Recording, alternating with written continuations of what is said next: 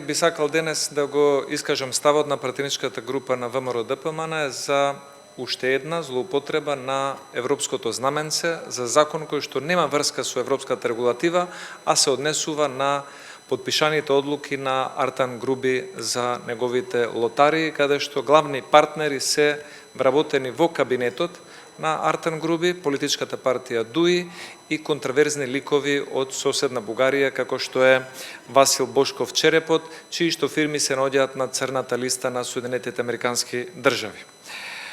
Имено за што станува збор, во изминативе година дена подпишани се 4 одлуки незаконити од страна на вице-премиерот Груби, 3 за онлайн лотарии и 1 за видео лотарија.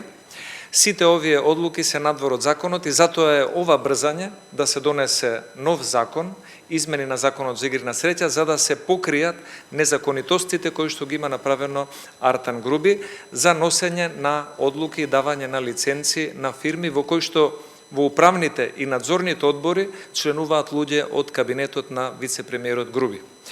Ова е приватизација на игрите на среќа и ДУИ, за жал, од партија која што се брендираше како зелена партија, почна да станува партија на коцкарите и казината.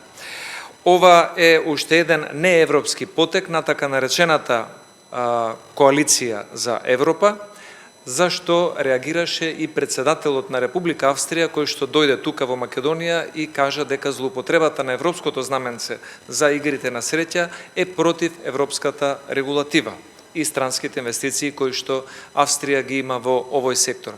Затоа сметаме дека ваквото однесување е неприфатливо, без разлика што на вице-премиерот Груби му се брза да ги покрие незаконитите одлуки кои што веќе ги подпишал. Кога би било таа седница прва закажана?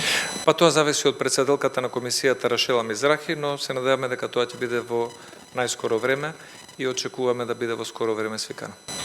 Предходно имаше през и дел од пратениците од Албанскиот полициски блок, повторно бараат интерпелацијата на Јовески да се стави на седница, ќе поддржите ли таа интерпелација? Како?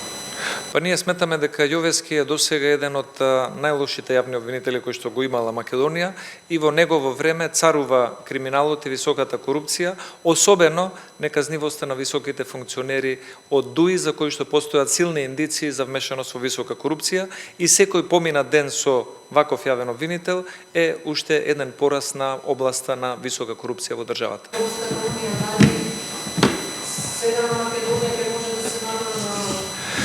Па јас се сеќавам на пакетот за проширување на Западниот Балкан од Солунскиот самит пред 20 години. Големи беа очекувањата, поминаа 20 години, гледаме дека нема испорака. Се надеваме дека ЕУ во иднина ќе биде посериозна, освен декларативно нудење на перспективи. Не, нема да гласа.